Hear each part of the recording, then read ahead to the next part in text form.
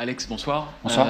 Au bout de ce match avec pas mal de rebondissements et d'émotions, c'est quoi ton sentiment? Vous préservez sans doute l'essentiel, votre avance? Oui, c'est ça, c'était un match important au niveau comptable.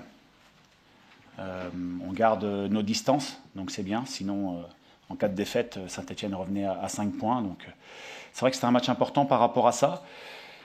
Donc oui, on est satisfait du point obtenu. Du coup, tu es passé par tous les sentiments. C'est vrai que vous faites une première demi-heure qui est quasiment parfaite. Après, vous avez beaucoup souffert et puis vous revenez alors que vous avez finalement presque plus grand-chose. Voilà. Par quel sentiment, toi, t'es passé dans ce match? Par tous les sentiments, c'est-à-dire que je suis content de notre début de match, de l'efficacité qu'on peut avoir.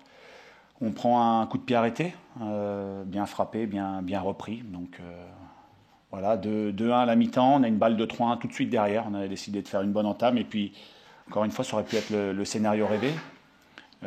Jim qui a une très belle occasion, qui la met pas. Et puis comme on manque d'intention quand même, je trouve qu'on était plus à défendre notre score que de vouloir continuer à garder le ballon et se montrer dangereux. Il y a Saint-Etienne qui en a profité et qui nous marque 2 buts. Donc à ce moment-là, on se dit qu'on a laissé filer quelque chose et que c'est rageant. Donc le fait de revenir dans les toutes dernières minutes comme ça, pour nous, c'est hyper soulageant et satisfaisant malgré tout. Coach, bonsoir. Je suis là. Coucou.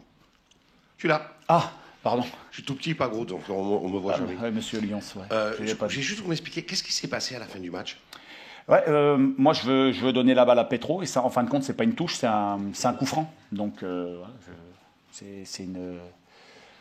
J'ai pas été bon sur le coup. Voilà, je voulais donner le ballon à Petro alors que c'était pas une touche. Donc après, voilà, on s'est revu avec le coach dans un second temps quand il répondait à vos confrères et il y a aucun problème. Il y a eu beaucoup de tensions après le match aussi. Ça part de quoi? Simplement du contexte du match ou parce que c'est quand même pas souvent. Oui, le cas non, comme mais ça.